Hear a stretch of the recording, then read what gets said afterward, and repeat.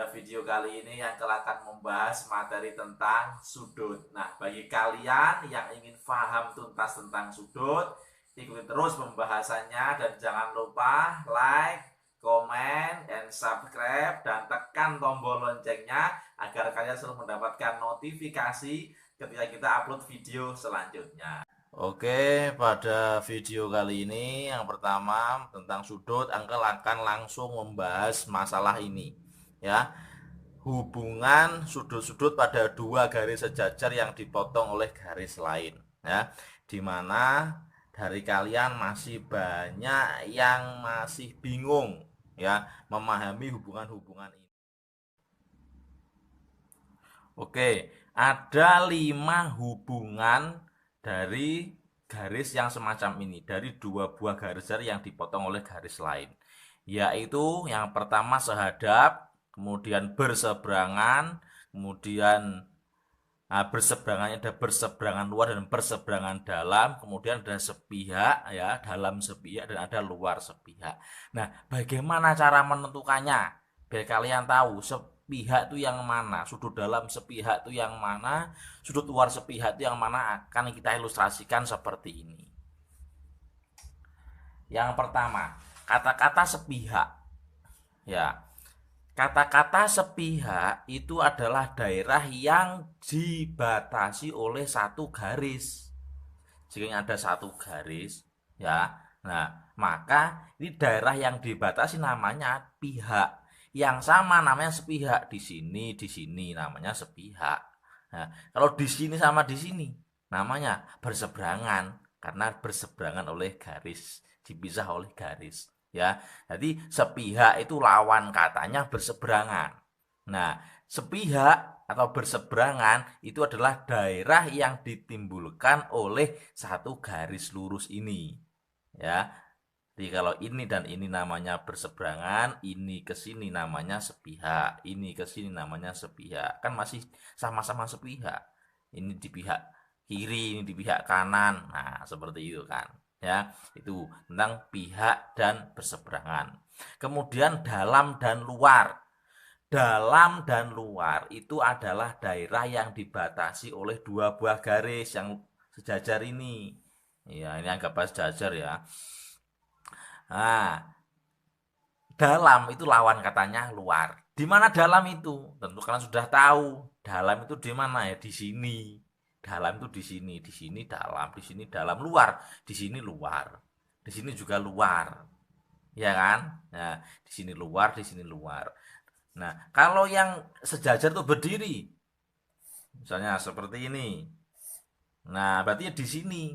Nah, ini kita tutup. Ya, di sini namanya dalam, di sini namanya dalam. Kalau di sini namanya luar. Jadi kata-kata dalam atau kata-kata luar itu daerah yang ditimbulkan oleh dua buah garis yang sejajar. Kemudian itu digabung. Ya, makanya satu-satu harus kalian pahami dulu istilahnya itu. Nah, karena dua buah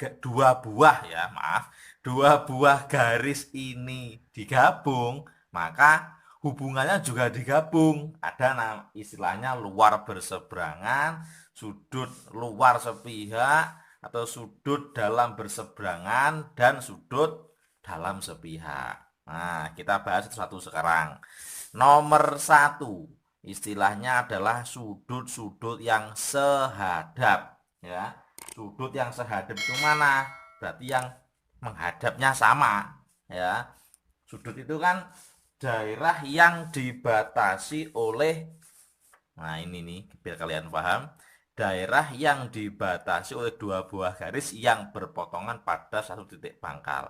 Ini kan sudut itu daerah ini loh ya, daerah ini. Nah, ini daerah ini. Nah, kita kembali lagi ke sini. Bahwa sudut-sudut sehadap bisa kita lihat ya, ini 2 dan 6 ya kan, sama 3 dan 7, 1 dan 5, 4 karena menghadapnya sama. Nah, yang nomor 2 berikutnya adalah sudut dalam berseberangan. Nah, Karena ada kata-kata dalam, berarti sesuatu yang hanya ada di dalam. Berarti di sini namanya dalam. Berarti sudut 4, 3, 5, 6 ini semua sudut dalam. Ya, yang berseberangan berarti yang dipisah oleh garis ini. Berarti 5 dan 3 sama-sama di dalam tapi berseberangan, dipisah oleh garis ini. Nah, ya kan? Berarti 6 dan 4. Nah, seperti itu. Gampang kan? Nah, kalau 4 dan 5 berarti masih sama-sama di dalam tapi sepihak. Nah, ya kan? 3 dan 6 sudut dalam tapi sepihak. Nah, ini di pihak kanan, ini di pihak kiri, semua di dalam. Nah, seperti itu saja cara memahaminya. Kemudian yang sudut luar sekarang. Sudut luar berarti 1, 2, 8, 7. Ini di luar. Ini kan di dalam, di luar sini dan sini. Sudut luar sepihak mana? Ya ini, sudut luar 1, 8 dan di pihak yang sama. Sama-sama di pihak kiri, kiri gitu ya. Nah, sudut luar berseberangan. Ya, ini dulu. 2 dan 7 ini berarti juga sudut luar tapi sepihak, yang di pihak kanan. Nah, seperti itu. Kalau sudut luar berseberangan berarti yang di luar tapi yang dipisah oleh garis. Berarti 2 dan 8, ya kan? 1 dan 7. Nah, seperti itu. Jadi 5 hubungan, cara memahaminya seperti itu.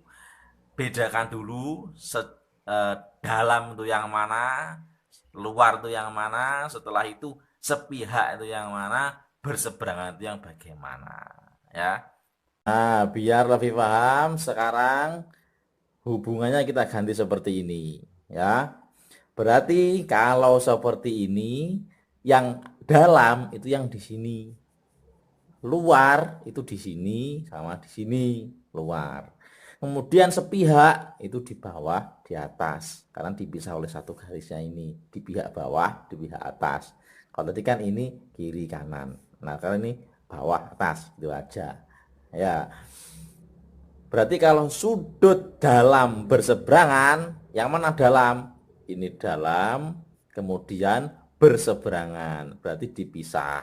Berarti D dan E. B dan G dengan ya. B dengan G. Sudut dalam sepihak. Berarti mana? B dengan E. Ya kan? Sama-sama di dalamnya pihak atas. Sama-sama di dalamnya di pihak bawah.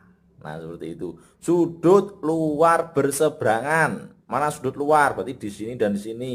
Yang luar itu ACFH, ya. Berarti yang luar tapi berseberangan itu C dengan F. H dengan A. Luar tapi sepihak, berarti C dengan H. A dengan